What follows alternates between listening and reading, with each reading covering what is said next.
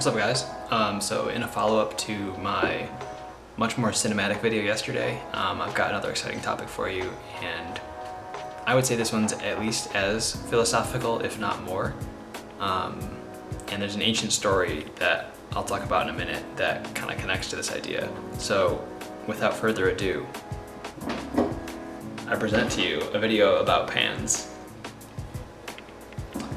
So we've got 3 different pans here, and bought them all from Marshall's for probably like 10 bucks a pop. This one I've had the longest. This is a 12-inch pan, much bigger than my head. Then I've got the 10-inch pan right here, and finally an 8-inch pan right here. My argument is that the only pan you need is this middle-sized 10-inch pan, and that an 8-inch pan is actually small enough to be less useful, and then the same goes for the 12-inch pan. It's big enough that it's less useful. So the reason for that is, hold on while I grab something.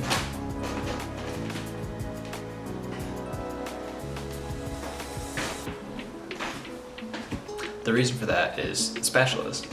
So if you get a general, like, typical size spatula, and you go to flip an egg, you can't really get down into the pan before the spatula is already covering the pan, right? So you're trying to get the spatula in, and it's hitting the edge still, but you're already halfway into the pan. The egg's probably like here and here, maybe like there and there.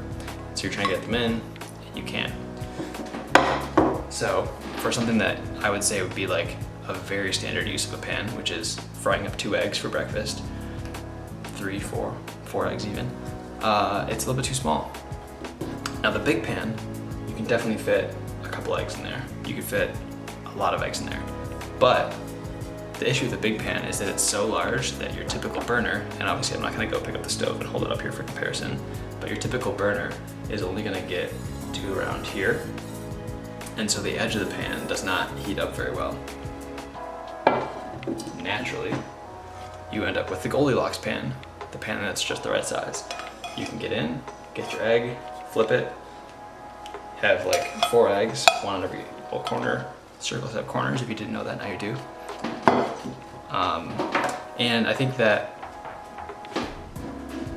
I tried to figure that out earlier, and when I bought this 12-inch pan, I had a previous 12-inch pan that I thought was a 14-inch because it just looked so big, and then when I got the 12-inch pan, got it back to the apartment, I actually had 2 of them. I think they showed up in an earlier video, but I had 2 of them, and they barely fit on a stove together, like constantly bump into each other sitting on adjacent burners. I almost said burgers. Maybe I'm hungry, maybe it's from thinking about frying things. So then I just recently got this 10-inch, and it is perfect. It's absolutely the right size. So if you're out there and you don't have a pan yet, but you are thinking about buying a pan, this is the video for you, and I would highly recommend, without any reservations, a 10-inch pan.